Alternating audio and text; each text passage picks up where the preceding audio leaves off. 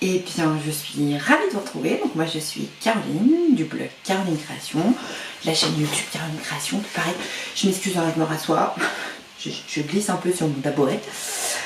J'espère que vous allez bien, que vous passez une bonne semaine, ou que vous avez passé une bonne semaine. Moi je suis ravie de vous retrouver pour une vidéo un peu particulière. J'ai reçu pas mal de messages depuis quelques temps sur Instagram et sur Facebook, où en gros on me demandait un petit peu mon matériel pour coudre, qu'est-ce que moi, quels étaient mes coups de cœur, qu'est-ce que j'aimais, qu'est-ce que j'aimais pas. Alors ce que j'aime pas, je vais pas forcément pouvoir vous le présenter parce que c'est que je n'ai pas le matériel pour. Mais un petit peu ce que moi j'utilise et ce qui m'a facilité la vie, les petites astuces. Alors il n'y aura pas de tuto, mais c'est vraiment une présentation du matériel, qu'est-ce qui est indispensable selon moi. Là j'ai choisi que du matériel qui pour moi est indispensable. Voilà, parce que l'idée c'est quand même de pas forcément investir de manière colossale, mais d'avoir ce qui va nous faciliter la vie dans la couture. Alors, je sais que beaucoup d'entre vous qui vont regarder cette vidéo ont déjà pas mal de matériel et vont se dire pourquoi cette vidéo. Là, je m'adresse principalement aux débutantes et particulièrement à celles qui auront peut-être envie de coudre des vêtements. Parce que bon, après, c'est aussi du matériel qui sert pour les accessoires, mais on est plus dans l'idée du vêtement, de ce qui peut nous faciliter la vie et nous aider. Je n'ai rien inventé, c'est ma liste de mon matériel à moi, entre guillemets, ce qui me plaît. Vous me posez énormément de questions sur la S5 de chez Janum. Est-ce que j'en suis fan? J'en suis toujours aussi fan. Elle est là derrière, c'est ma machine coup de cœur, vous le savez. Enfin voilà, c'est mon petit bijou à moi. Donc concrètement, alors, en gros, l'idée de cette vidéo, c'est de vous présenter pour celles qui commencent la couture et pour celles qui sont un petit peu dans la question de qu'est-ce que j'achète, comment je m'équipe, est-ce que j'ai vraiment besoin de tel et tel produit. En couture, on a besoin d'un ciseau, concrètement, d'un mètre-ruban, d'une craie peut-être, et puis d'une machine à coudre. Voilà.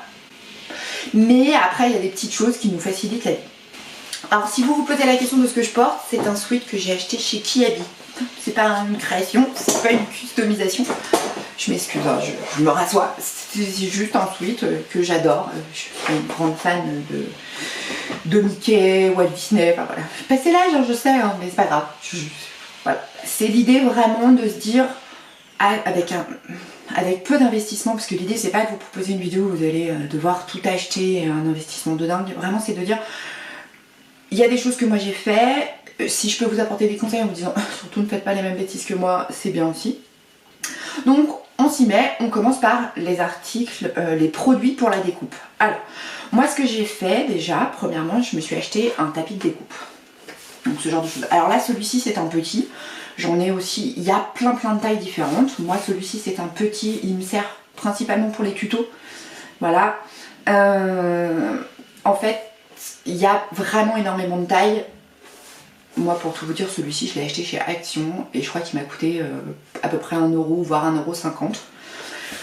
Donc pas besoin d'y mettre. Et puis comme ça j'ai pas forcément de scrupules, quand il est abîmé, hop, poubelle, j'en rachète un autre. Donc ça c'est hyper utile, mais c'est hyper utile avec ce produit là. Donc j'en viens après au cutter rotatif. L'idée c'est que c'est pratique sur son plan de travail, ça évite sur sa table ou quoi que ce soit qu'on abîme nos tables. Et moi vraiment ça c'est un truc, alors celui-ci est neuf, vous pouvez voir, il n'a pas encore été utilisé, il n'a pas encore été découpé puisque j'ai changé le dernier qui était vraiment mort. Les tapis découpe, on appelle ça souvent, je suis désolée, je suis enrouée, ce qu'on appelle des tapis auto-cicatrisants. Alors on va pas se mentir, si vous vous en servez beaucoup, à un moment donné il faut le changer quand même. C'est pas le truc que vous allez garder pendant 10 ans. Enfin en tout cas moi c'est pas comme ça. C'est pour ça que j'achète dans des petits prix, surtout les petits modèles, pour pas avoir à me dire ah ouais mais là il commence à être abîmé, puis des fois notre cutter il coupe pas bien dedans. Enfin vraiment voilà. N'allez pas investir, à part si vous en achetez un très grand pour mettre sur votre plan de travail, mais si c'est un petit pour couper des petits morceaux de tissu, pour couper là vous voyez il fait 42 par 27. Ils sont gradués, vous avez l'angle avec des mesures d'angle, donc ils sont plutôt bien faits. Et là, pour le coup, pour le prix, franchement, ça vaut pas le coup de s'en priver, quoi. Donc, pourquoi moi j'ai acheté ça? Parce qu'en fait, j'utilise un cutter rotatif. Alors, le cutter rotatif. Donc moi, le mien, c'est un Friscar. Pourquoi? Parce qu'en fait, le premier cutter rotatif que j'ai acheté, je l'ai acheté dans un magasin type La Foire Fouille, enfin un Jiffy, un truc dans le genre. Et franchement, tout le monde parlait du cutter rotatif sur internet. Je me disais, mais concrètement, on va pas se mentir, hein, ça vaut rien ce truc. Enfin, moi, ça me correspond pas, ça pas, je trouve pas ça pratique. Enfin, en plus, la lame passait son temps à s'enlever. Enfin, je comprenais pas. Je me disais, mais pourquoi tout le monde encense le cutter rotatif? Et puis en fait, j'ai eu l'occasion avec Rascol. Ils m'ont proposé en fait il y a quelques temps de tester des produits de leur boutique. Donc en fait, ils m'avaient donné une petite enveloppe en me disant voilà, est-ce que vous voulez tester des produits? Vous pouvez commander ce que vous voulez. Moi j'avais une enveloppe, je vais pas vous dire de bêtises, mais j'avais 50 € pour acheter du matériel et essayer des produits que je connaissais pas. Et ma soeur faisait que me dire ah, le cutter rotatif, non mais c'est énorme. Je disais, je comprends pas, moi le cutter rotatif ça me sert pas. Et donc je me suis dit, je vais m'acheter un cutter rotatif de chez Friscar, qui est quand même la marque en termes de découpe, voir ce que ça donne. Peut-être que je me suis fait une mauvaise idée avec le premier, enfin bon. Et j'ai découvert le cutter rotatif de chez Friscar. Ça a changé ma vie, concrètement. Alors moi je m'en sers pas, et transparence totale, je m'en sers pas pour découper mes patrons. Donc c'est-à-dire quand j'ai posé mon tissu et que je mets mon patron, je découpe pas au cutter rotatif. C'est vraiment pour les tutos, principalement quand j'ai besoin de découper des rectangles, des carrés.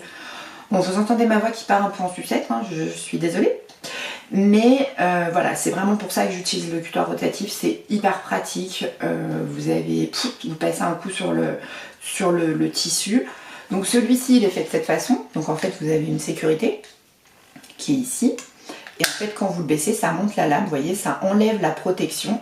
Hop, voilà. Vous voyez, ça enlève la protection. Ce qui fait que, en fait, dans votre matériel, enfin, si vous le posez, je suis vraiment désolée, j'ai la voix qui part en sucette. Si vous le posez dans un pot ou quoi que ce soit, vous ne pouvez pas vous couper parce qu'il y a la protection. Et il suffit de l'enlever pour découper. Voilà. Donc ça, top. En plus, moi, je l'avais pris très fille avec des fleurs et roses. Et en fait, j'avais pris le ciseau qui va avec, donc c'était la même collection, alors que je me souviens plus du tout le nom de la collection parce que ça remonte à un paquet de temps. Et pourquoi le ciseau? Alors, on en vient au deuxième article important. Le cutter rotatif, voilà, c'est pas un gadget pour moi, vraiment, c'est quelque chose qui est utile. Après, je vous le dis, moi je découpe pas mes patrons avec.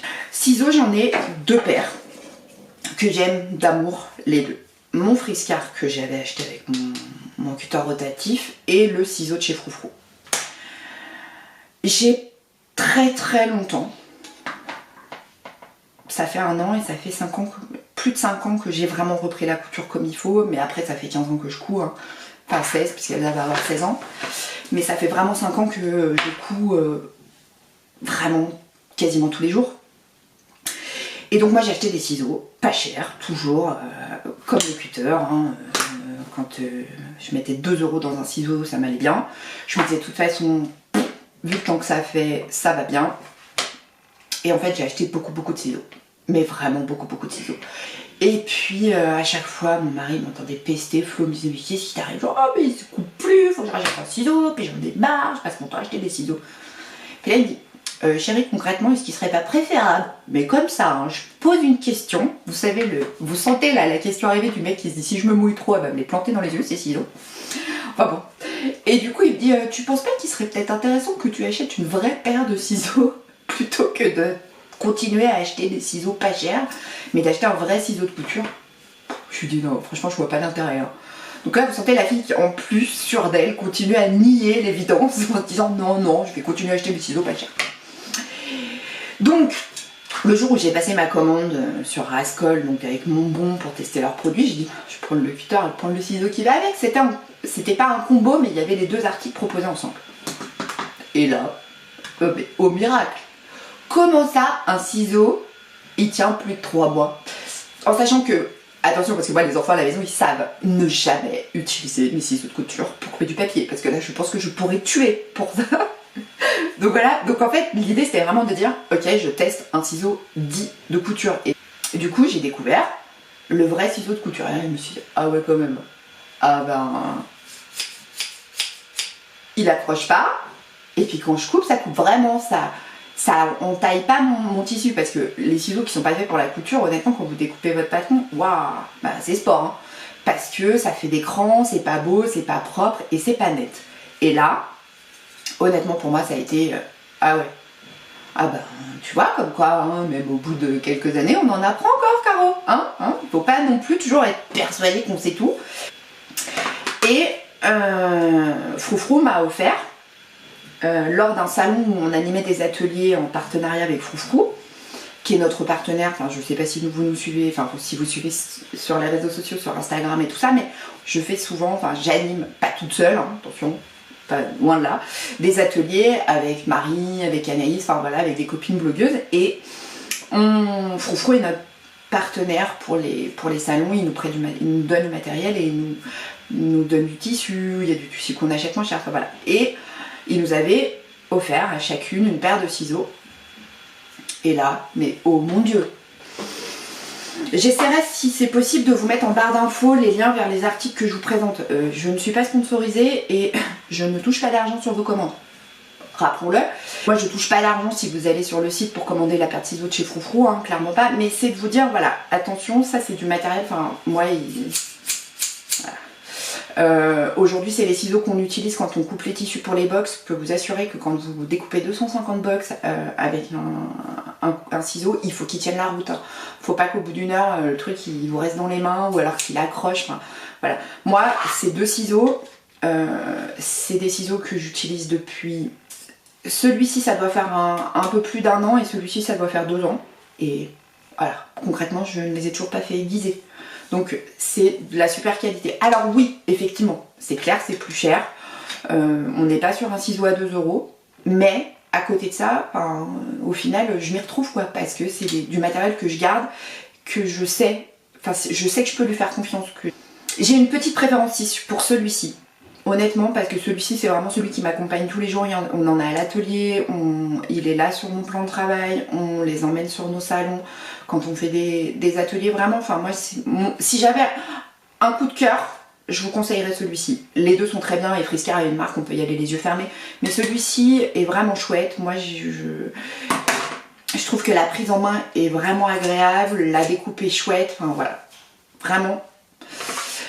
Les outils de découpe, ces trois-là sont pour moi les indispensables. Il y a un indispensable encore, forcément, mais qui n'est pas obligatoire en couture, mais qui pour moi est juste le truc qui m'a changé la vie. C'est le ciseau cranteur. Alors, je sais pas si vous allez voir, si, vous voyez, il a des picots. Voilà. Et en fait, pour vous montrer, et en fait, quand vous découpez, ça fait... Alors, je vais essayer de faire en sorte... Quand vous découpez, ça fait ces espèces de petits triangles. Alors, pareil, le ciseau cranteur, dédicace à ma sister, si tu regardes cette vidéo. Ma soeur utilisait le ciseau cranteur parce qu'elle n'avait pas de surjeteuse. Et elle me disait, ouais, mais moi, tu sais, je découpe au ciseau cranteur. Je dis, mais tu découpes au ciseau cranteur, mais pour faire quoi? Elle me dit, oh, bah, tu sais, comme ça, j'ai pas besoin de surfiler, j'ai pas de surjeteuse. C'est top et franchement, c'est hyper pratique. Et là, je me suis dit, ah, bon, je dis, ouais, si c'est comme le cutter rotatif, bon. Et puis, je me suis acheté une paire de ciseaux cranteurs. Alors là, pareil, vous avez les ciseaux cranteurs dans les magasins de loisirs créatifs. Donc, pour les enfants, vous avez des trucs en plastique. Franchement, je vous le déconseille. Moi, j'ai acheté le mien chez Mondial Tissu. C'est un ciseau cranteur. Alors, effectivement, il est plus cher qu'en magasin de loisirs créatifs en rayon enfant. Mais, pareil, ça doit faire 5 ans que je l'ai celui-là. Et ça m'a vraiment facilité la vie, et particulièrement pour tout ce qui est accessoires, parce que je vous cache pas, quand j'ai envie de faire une trousse ou quand j'ai besoin de faire une pochette ou un truc un peu rapide, j'ai pas forcément envie de tout passer à la surjeteuse ou au point zigzag. Donc en fait, moi je coupe mes pièces au départ avec mon ciseau cranteur. Je les coupe pas au ciseau, mais au ciseau cranteur, ce qui fait que quand je vais découper mon patron, en fait, tchouk, vous voyez, et ben ma pièce elle est déjà crantée, ce qui fait que le passage à la surjeteuse et au surfilage est pas obligatoire. Alors après, les puristes vont dire, ah, on va pas dire ça. Non, faut pas dire ça, on est bien d'accord. Mais n'empêche que ça nous facilite quand même grandement la vie. Hein, voilà. Donc ça c'est vraiment pour moi, là, bah, le ciseau, le vrai ciseau de ce qu'on appelle de tailleur, de couturière. Ça c'est un indispensable. Ces deux axes, ça c'est deux... C'est pas deux accessoires indispensables parce qu'on peut très bien s'en sortir sans, mais vraiment, enfin, si vous avez un investissement à faire, c'est un très bon ciseau. Voilà, c'est un très bon ciseau, un cutter rotatif qui est un vrai cutter rotatif pour la couture et pas un cutter rotatif, voilà, et un ciseau cranteur. Alors là, on est d'accord qu'il y a déjà un certain budget dans ce matériel-là. Du coup, on va privilégier, on va pas forcément acheter 3 ciseaux du coup, enfin 2 ciseaux, mais on va privilégier de se dire j'achète un bon ciseau. Si vraiment le cutter rotatif me fait kiffer, j'achète un bon cutter rotatif. Et pour commencer, un bon ciseau cranteur, ça aide. Donc là on va aborder le matériel pour ce qui est traçage, pour mesurer, voilà, un petit peu l'autre partie, qui pour moi forcément est indispensable, le mètre ruban. Le fameux. Alors moi il commence à être un petit peu... si, il s'enroule encore. Il y a des moments où il s'enroule pas, alors il faut que je tienne un peu dessus.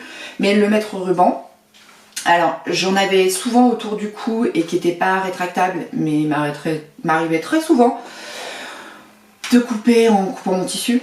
Je suppose que ça vous parle, là c'est du vécu. Hein. Quand je me penchais, hop, je mettais un coup de ciseau, j'enlevais 10 cm, 5 cm, 1 cm. Bon, au bout d'un moment, vous dites là, faut faire quelque chose, Caro, ça suffit. Hein. Faut que tu arrêtes de découper tes tissus, enfin tes mètres rubans. J'ai donc la version que tout le monde connaît, hein, du mètre ruban rétractable. Vous avez un petit bouton derrière, il suffit d'appuyer dessus. Vous avez un petit bouton derrière, il suffit d'appuyer dessus pour rétracter. Hop. Et donc, il rentre à l'intérieur. Ça, c'est pratique. Vous le mettez dans votre petite boîte sur votre bureau, sur votre plan de travail, et vous l'avez toujours à disposition.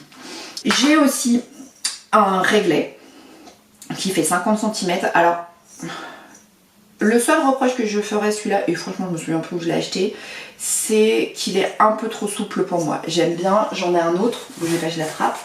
J'en ai un autre qui fait 30 cm que j'ai acheté chez Sudoku.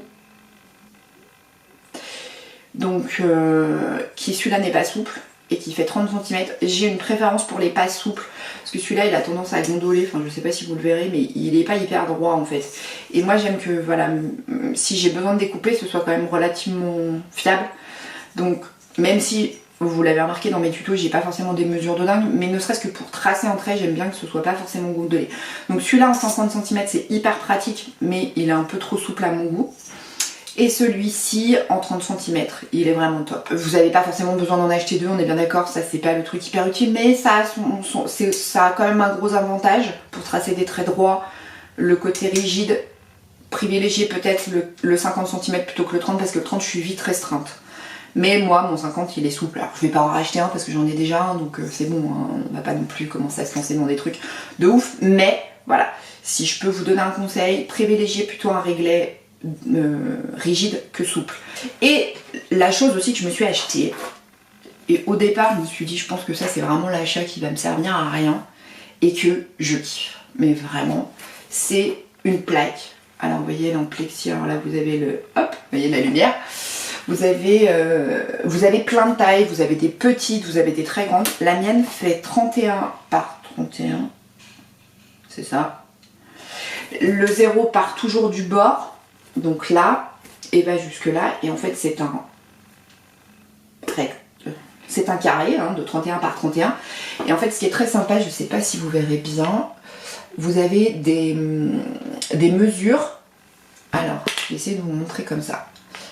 Vous avez des mesures, les traits pleins sont des centimètres et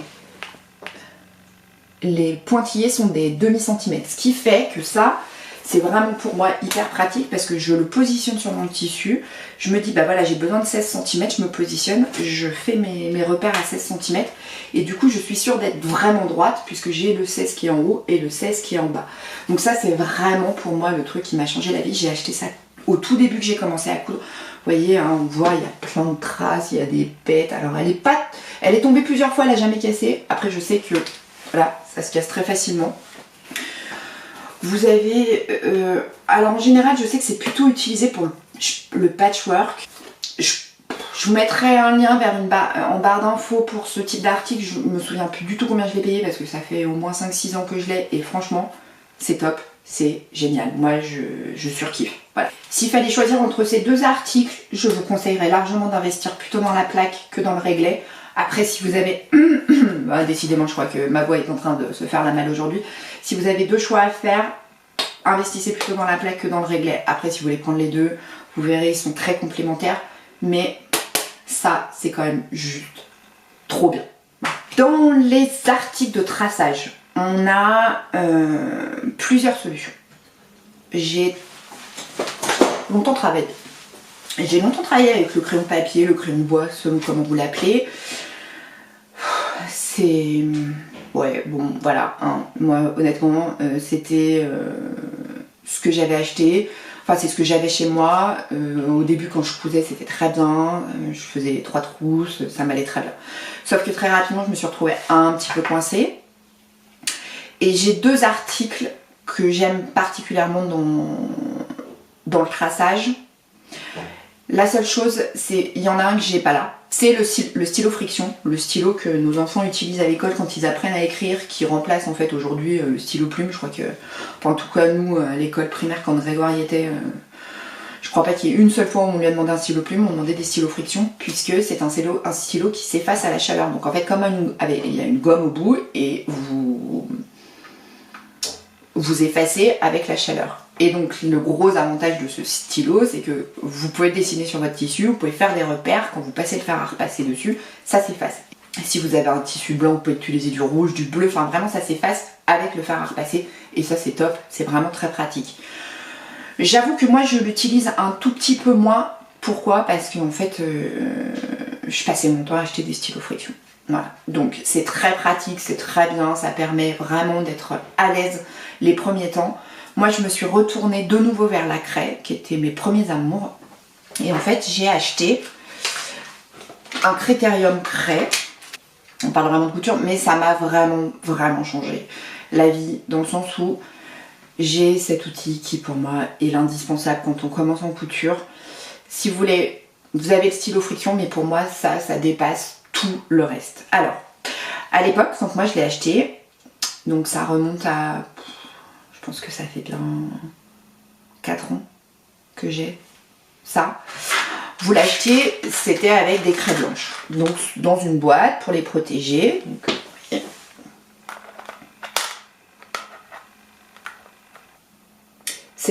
les craies étaient dans une boîte blanche et vous aviez le stylo.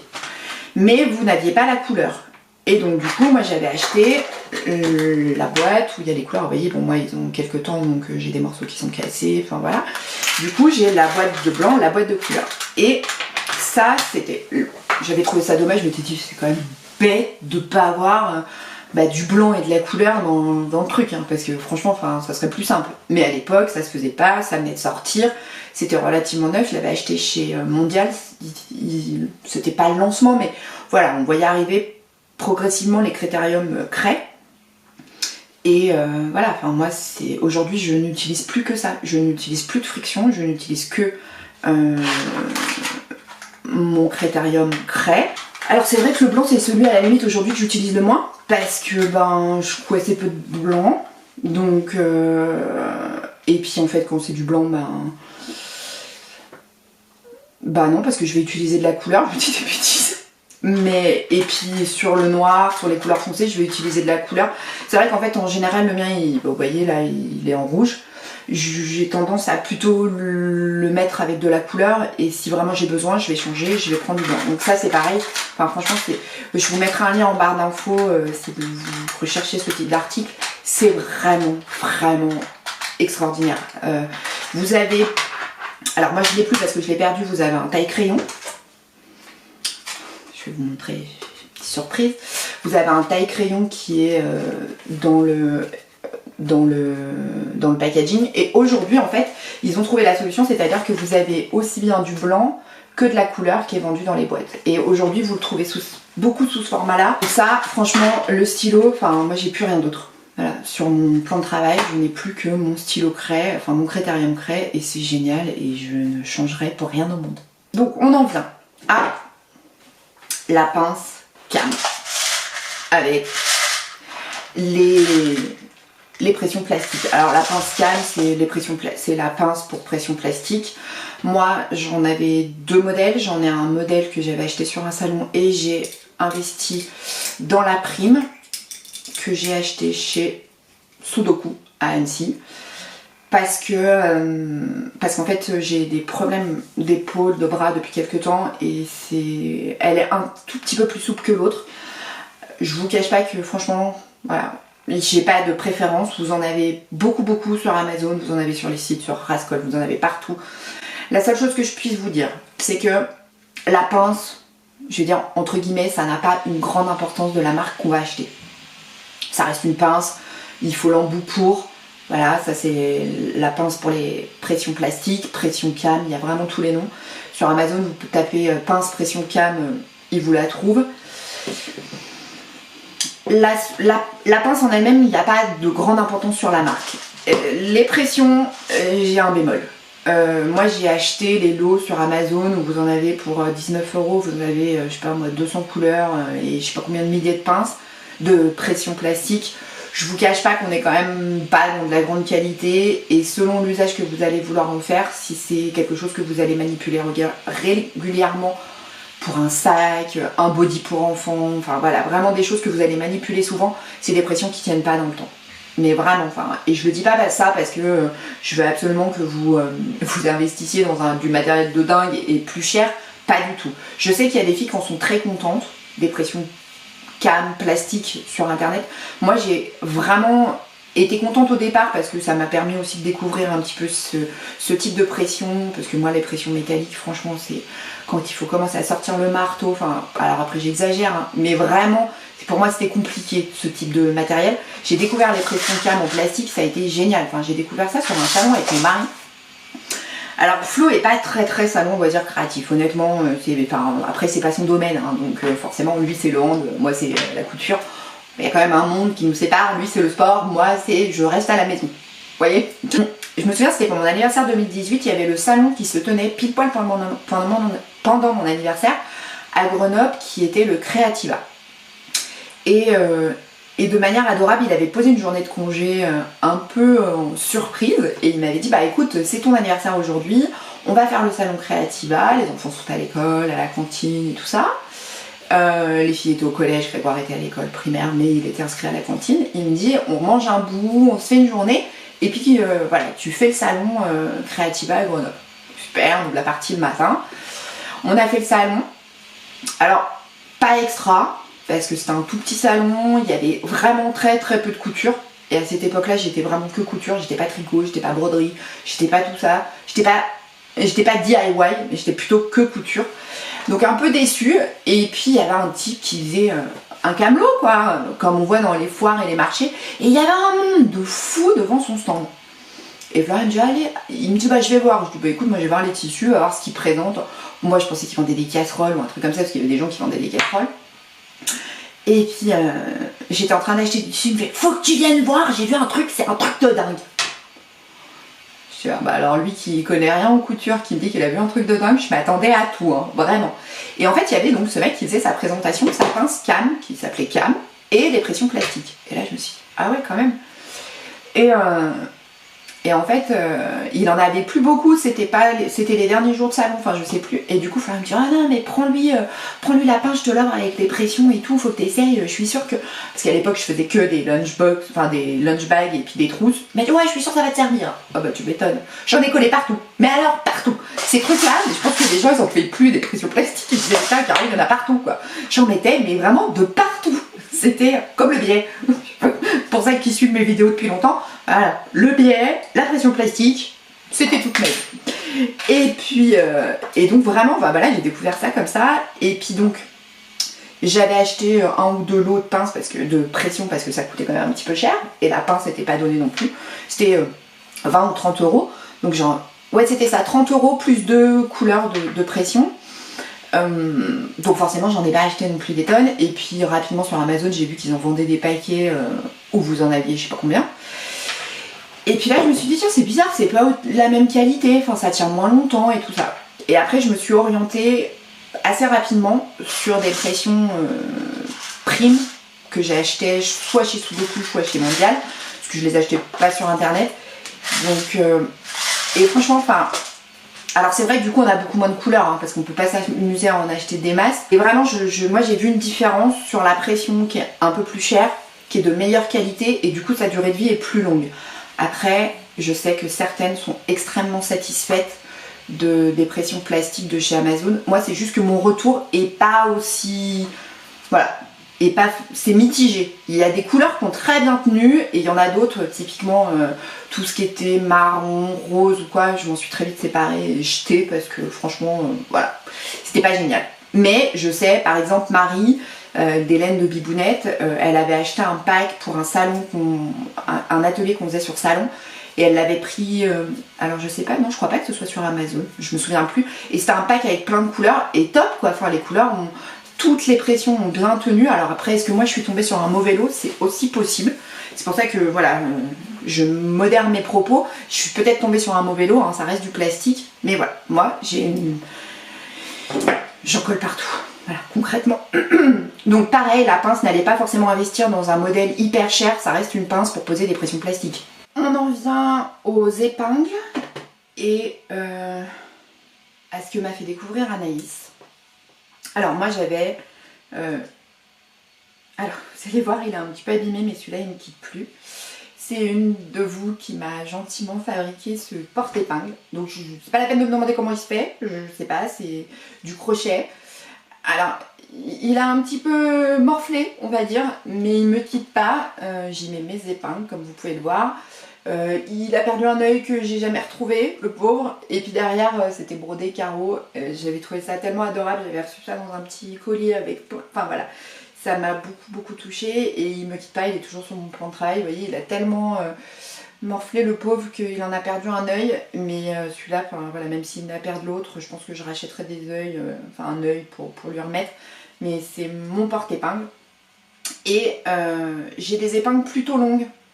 Alors, je ne sais pas si vous allez bien voir, non je pense que vous allez rien voir du tout. Ah si, j'ai des épingles qui sont plutôt longues parce que j'aime bien, je préfère, elles sont fines, elles sont longues. C'est ce qu'on appelle en général des épingles pour le patchwork, le quilting. Donc ça c'est vraiment hyper pratique. J'ai une amie qui a été... Alors Laure, si tu regardes cette vidéo, tu vas rigoler parce que du coup j'en ai beaucoup. J'ai une amie qui est hôtesse de l'air et qui va régulièrement au Japon, en Chine et tout ça. Et en fait elle m'a ramené la dernière fois plein d'épingles. Et je les adore, je les kiffe mes épingles. Donc vous en avez avec comme on dirait des boutons. Voilà, au bout. Donc elle m'en a ramené plein de boîtes, donc je les ai toutes mises ensemble parce que sinon j'en avais partout. Mais c'est pareil, c'est des grandes, elles ont vraiment une forme, si, ouais. Elles sont très pointues, alors celle-ci elle est complètement courbée, vous voyez, hein, celle-là, voilà. On sent qu'elles ont bien servi, parce que si vous regardez elle est plus du tout droite, alors je sais pas si vous le verrez, mais non elle est plus du tout droite. Et donc moi je les utilise vraiment beaucoup. Et j'en mets quelques-unes sur mon porte-épingle et puis là j'ai ma boîte de secours, parce que... Je les abîme assez vite. Voilà, j'en casse pas mal, voilà, je les maltraite un peu mes épingles, donc j'ai ma boîte de secours. Merci Laure, c'était un amour parce que je les kiffe, je les aime, enfin voilà, elles sont top. Et oui, donc si vous cherchez un petit peu ce type d'épingles, c'est en général on appelle ça des épingles à quilting, à patchwork. Elles sont vraiment pratiques, elles sont grandes, elles sont fines. Là on voit rien du tout, elles sont grandes et elles sont fines vraiment, enfin vous voyez si je mets, on voit bien l'écartement, elles sont plus grandes que des épingles standards. Ça c'est top, j'adore. Autre cadeau, vous devez vous dire, putain, les gens passent le temps de lui faire des cadeaux. Anaïs m'a offert pour un de mes anniversaires, elle m'a offert plein de petits cadeaux et elle m'a offert, alors ça je vais vous le mettre là-dessus, je kiffe, c'est les fameuses pinces. Comme ceci. Voilà. Donc c'est ces fameuses pinces. Donc là j'en ai une boîte entière. Voilà, comme ça. Qui sont... parce que ça figure. Qui sont vraiment top. Et j'avoue que j'ai vraiment beaucoup de mal à me passer de ces petites pinces. Vous avez plein de tailles différentes. Moi j'ai toujours eu des petites. Je sais qu'il y en a des plus grandes. Énorme. Franchement, il n'y a pas d'autre mot. Ce type de produit, c'est vraiment, ça tient enfin voilà, hein, c'est quand même très costaud. Quand vous accrochez vos deux tissus ensemble, ça bouge pas, vraiment. C'est hyper solide, ça tient très bien. Alors là, bon, ça glisse parce que j'ai un tissu qui glisse. Mais si je vous montre là-dessus, vous voyez, c'est relativement robuste. Et vraiment, ça, c'est pour moi la découverte. Et c'est Anaïs qu'on avait, qui on utilisait, je le voyais dans ses vidéos. Et puis un jour, je me suis dit, il faudrait quand même que je m'en achète. Je vois que tu utilises ça, ça a l'air vraiment top et tout. Elle me dit, franchement, Caro, faut vraiment que tu achètes ça, tu verras. Et puis mon anniversaire était pas très longtemps après, elle est arrivée, elle m'avait offert une boîte. Et alors vous allez rire parce qu'elle m'a pas acheté une boîte, elle m'a offert les siennes en fait. J'avais acheté un petit lot, alors je sais plus où, qui sont des primes. Et en fait on trouve la différence parce que les primes sont rouges. Voilà, j'avais acheté des primes. J'en avais acheté 4 ou 5, enfin 5 ou 10.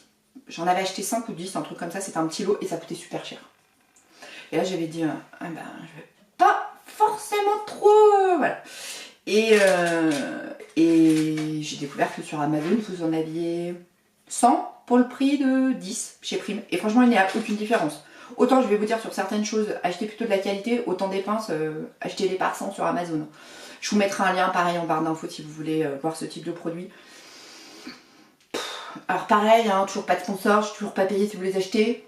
Je préfère le répéter, hein, au cas où ce n'est pas une vidéo sponsorisée, ce n'est pas du placement de produit, c'est juste mes astuces couture. Voilà. Donc vraiment, ce type de truc, allez-y les yeux fermés. Enfin moi j'adore, j'en mets partout. C'est ce que j'utilise aujourd'hui pour coudre. Alors sur des tissus plus fins, type la viscose, les tissus qui ont tendance à bien bouger, je vais plutôt utiliser des épingles. Les tissus plutôt rigides, je vais utiliser ça. Et franchement,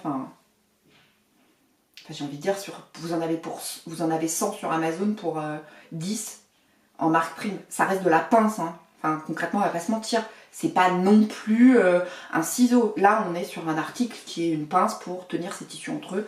Donc voilà. Donc ça, c'est vraiment mes deux articles. J'utilise les épingles pour les tissus plus fragiles, plus fluides, plus fuyants.